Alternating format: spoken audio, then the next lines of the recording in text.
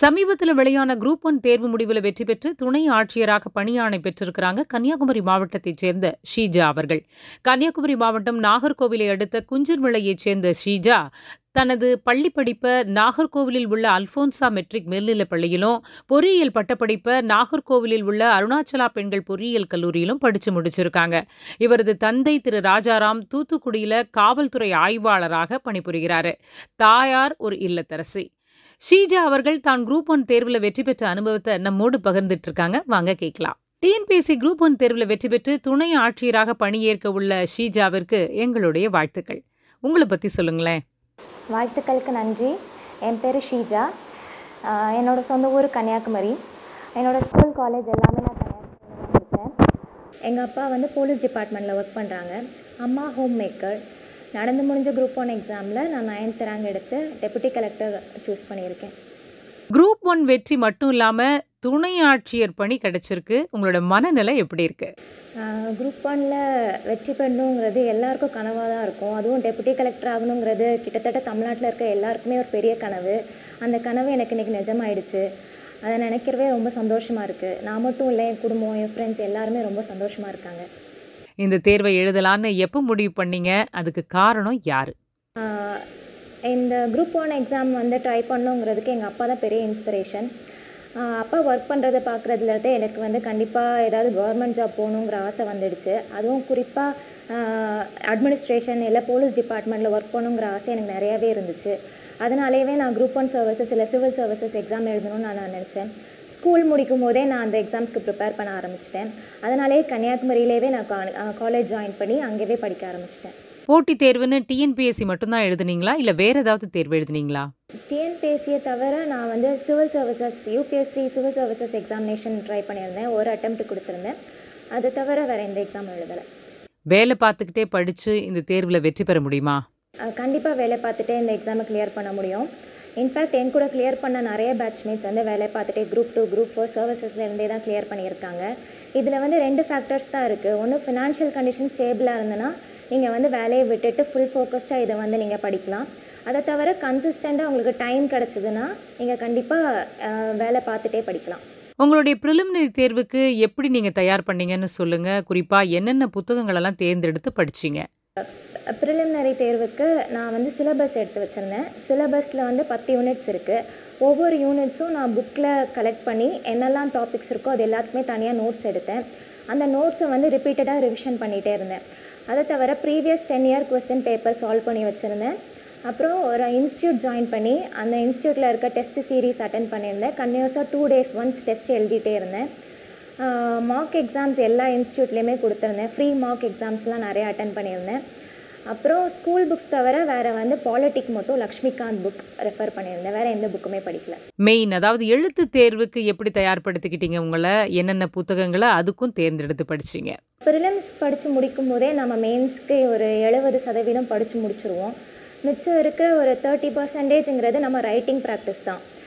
ரொம்ப கம்மியாக தான் புதுசாக படிக்கிற மாதிரி வரும். அந்த புதுசாக படிக்கிறது science and technology, social issues, அந்த மாதிரி ஒரு 2-3 டாபிக் மட்டும்தான் வரும். அதுக்கு மட்டும் தனியாக நான் ரெஃபரன்ஸ் புக் 2 புக் வச்சுருந்தேன். ராமஹூஜா புக் வச்சுருந்தேன். Science and technology Ravi அக்ரஹாரி book வச்சுருந்தேன். மற்றபடி வேறு எந்த புக்குமே ரெஃபர் பண்ணல. இந்த எல்லா டாபிக்ஸ்க்குமே நான் கொஸ்டின் ஃபார்மேட்டில் இன்ட்ரடக்ஷன் கன்க்ளூஷன் போட்டு கொஸ்டின் ஃபார்மேட்டில் எல்லா டாபிக்ஸுமே நான் ரெடிமேட் ஆன்சர் ரெடி பண்ணி வச்சுருந்தேன். அந்த ரெடிமேட் ஆன்சர் எப்படி கேட்டாலும் நான் ஆல்ட்ரு பண்ணி எழுதுகிற அளவுக்கு நான் மாற்றி வச்சுருந்தேன். நிறைய ஃபேக்ட்ஸ் கலெக்ட் பண்ணி வச்சுருந்தேன். இன்ட்ரடக்ஷனில் கொடுக்குறதுக்கு கொஞ்சம் நல்லா நீட்டான ஆன்சர் ப்ரெசென்ட் பண்ணோம். நிறைய ஃபேக்ட்ஸ் கொடுக்க வேண்டியிருக்கும். அந்த ஃபேக்ட்ஸ்லாம் நான் நிறைய ரெஃபரன்ஸ்க்கு போட்டு வச்சுருந்தேன். இதை தவிர நிறைய டெஸ்ட் சீரீஸ் அட்டென்ட் பண்ணியிருந்தேன். நிறைய டெஸ்ட் ஒரு இன்ஸ்டியூட்டில் ஜாயின் பண்ணியிருந்தேன். அதுவும் 2 days ஒன்ஸ் நான் மெயின்ஸ் டெஸ்ட் எழுதிட்டே தான் இருந்தேன். எங்களுக்கு கோவிட் லாக்டவுன்னால எங்களுக்கு ஒரு 1 year எக்ஸாம் போஸ்ட்போன் ஆகிடுச்சு. அந்த போஸ்ட்போன் ஆன டைமில் கூட நான் எழுதிட்டே தான் இருந்தேன். கண்டினியூஸாக வீக்லி ஒன்ஸாவது ஒரு ஃபுல் டெஸ்ட் எழுதி பார்த்துட்டே இருந்தேன்.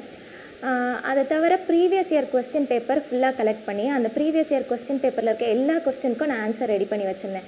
ரெடி பண்ணினா ரெஃபர் பண்ணி மட்டும் வைக்கல, ரிட்டன் ஆன்சர் எழுதி வச்சுருந்தேன். அதுவே கண்டினியூஸாக ரிவிஷன் பண்ணிகிட்டே இருந்தேன். அதுவே போதுமாக இருந்துச்சு.